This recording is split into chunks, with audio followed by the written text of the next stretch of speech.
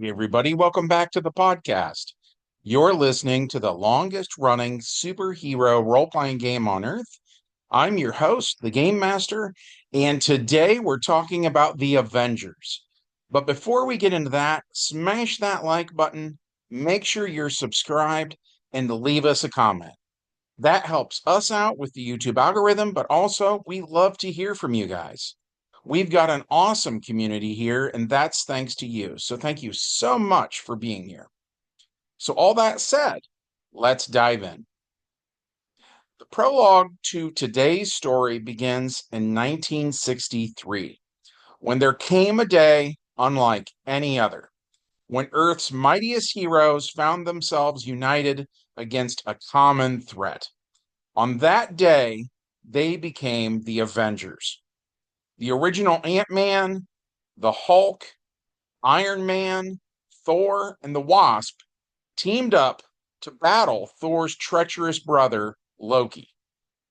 Soon, more heroes joined them, like Black Panther, Captain America, Hawkeye, Quicksilver, Scarlet Witch, and Vision. Throughout the 1960s, the Avengers battled villains like Baron Zemo, Blastar, Count Nefaria, the Crimson Dynamo, Dormammu, Fin Fang Foom, Hate Monger, Kang, the Mandarin, Molecule Man, Radioactive Man, and Red Ghost. In the 1970s, the Avengers roster included heroes like Beast, Black Widow, Falcon, Hellcat, Mantis, Moondragon, Ms. Marvel, and Red Thor. Throughout that decade, the Avengers battled the likes of Graviton, Korvac, Mandrill, Moonstone, Screaming Mimi, Thanos, and the Wrecking Crew. The 1980s gave us heroes like the new Captain Marvel, Demolition Man, Mockingbird, Quasar, Star Fox, Tigra, U.S. Agent, War Machine, and Wonder Man. The Avengers fought in the Secret Wars, encountered the Serpent Society, and faced new villains like Crossbones, Flag Smasher, Nebula, and Titanium. The 1990s saw the addition of Darkhawk, the new Spider-Woman, and Thunderstrike to the roster, and the team finally faced off against the Infinity Gauntlet when Thanos got his hands on it.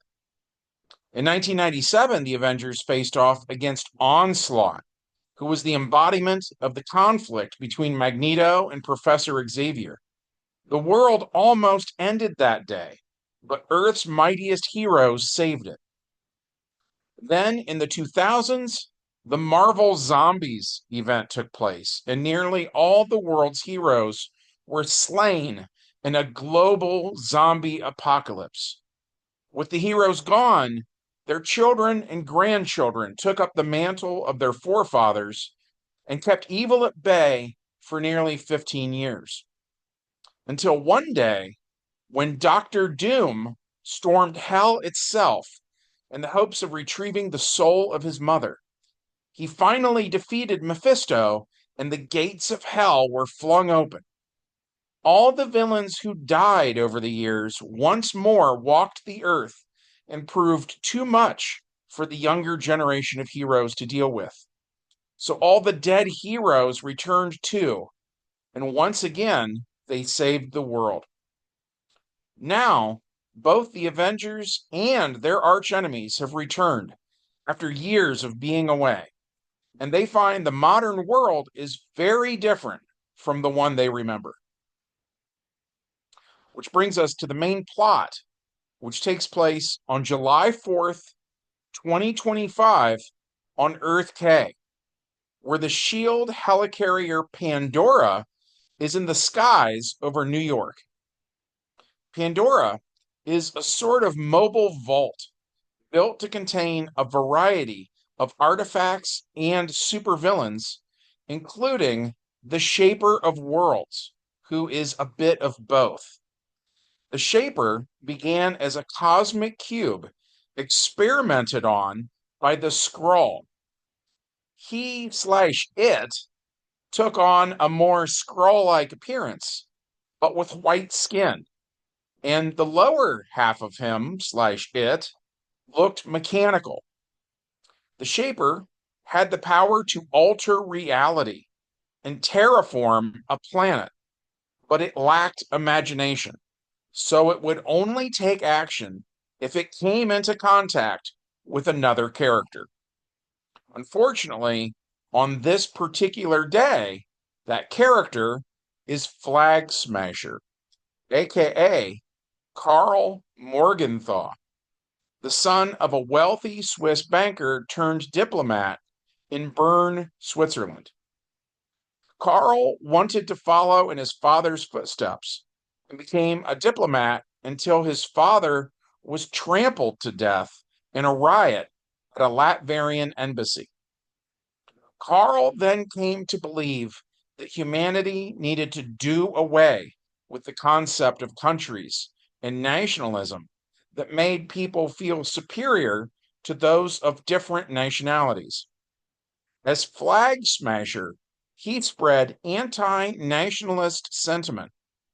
He conducted a one-man campaign of terror in New York City against nationalist symbols, holding hundreds as hostages until the original Captain America captured him. Establishing a society he called Ultimatum, whose name was an acronym for the Underground Liberated Totally Integrated Mobile Army to Unite Mankind. He made it an anti-nationalistic terror organization and made himself Supreme Commander.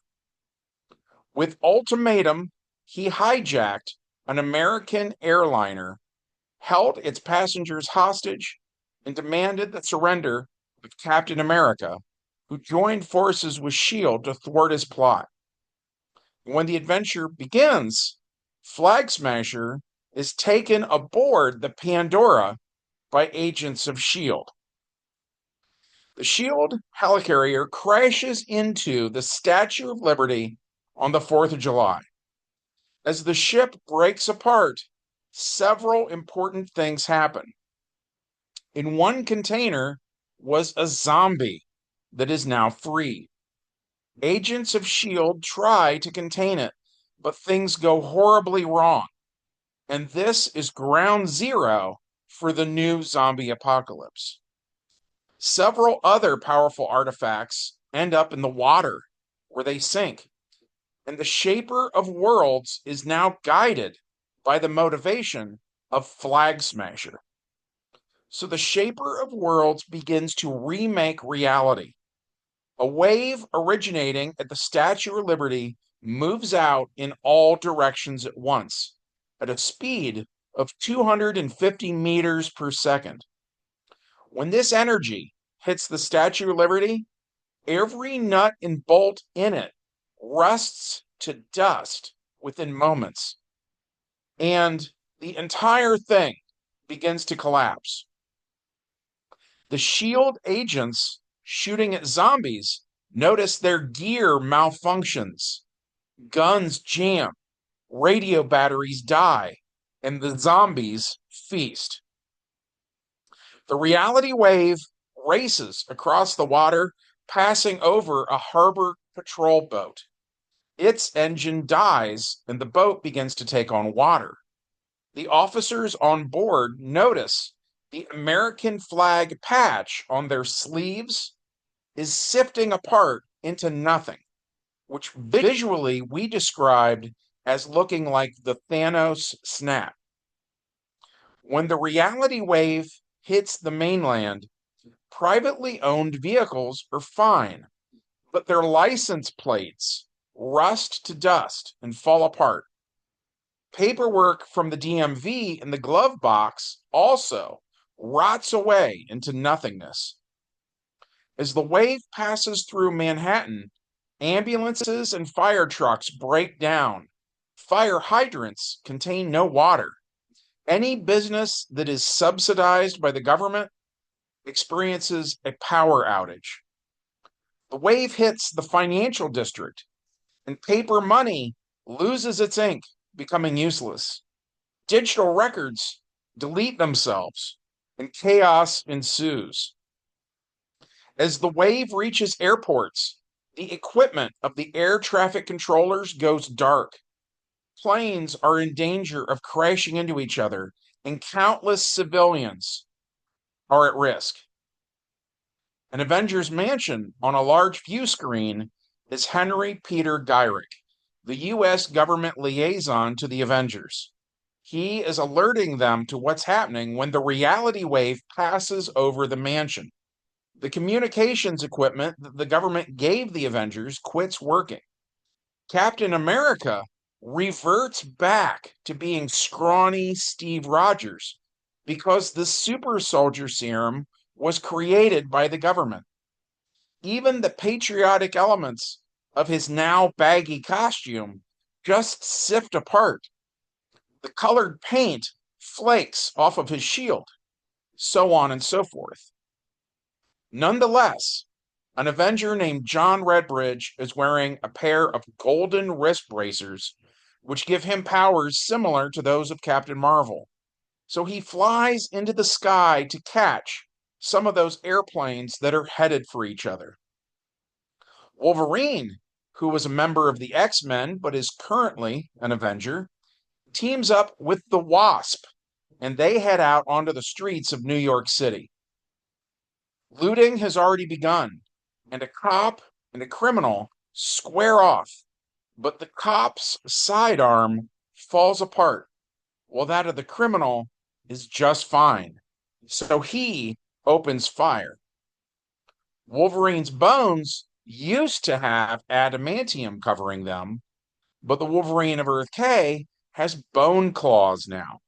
So Wolverine's plan is to use those bone claws on this guy who just attacked a cop.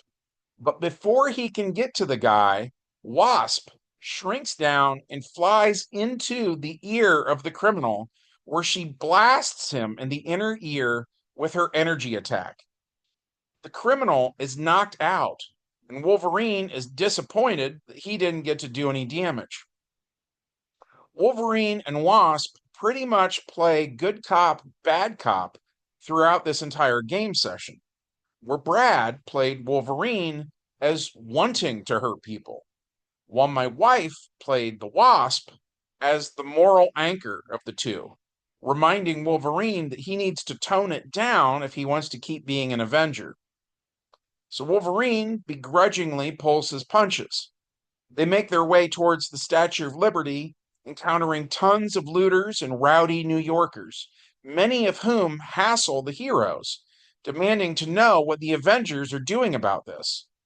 Wasp urges them to return to their homes, while Wolverine tries the intimidation skill instead. Neither approach works very well, and clearly, the citizens here have a mob mentality. The two Avengers keep going, and finally, they encounter Flag Smasher. He's now standing on the roof of a taxi cab, which is at a crossroads. Traffic is, of course, backed up because none of the traffic lights work anymore. Anyway, Flag Smasher is borrowing a page from a certain German dictator from the 1940s. He's yelling at a crowd, getting them fired up and believing in his cause. He tells them there's no such thing as a good politician, and he says they all need to destroy the old system so that the power is in the hands of the people, and they are eating this up. At this point, it's not clear if these people were genuinely just sick of modern politics or if the Shaper of Worlds was affecting their minds. Either way, though, everyone here is hostile to the Avengers. So Wolverine makes his way through the crowd and gets up to the taxi that Flag Smasher is standing on. Wolverine gets on top of it and fights this guy. He pops his bone claws and takes a swing at Flag Smasher's legs.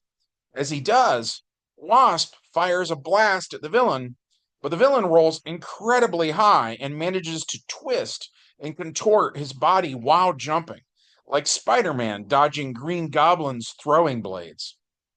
Once Flag Smasher lands, he focuses on Wolverine.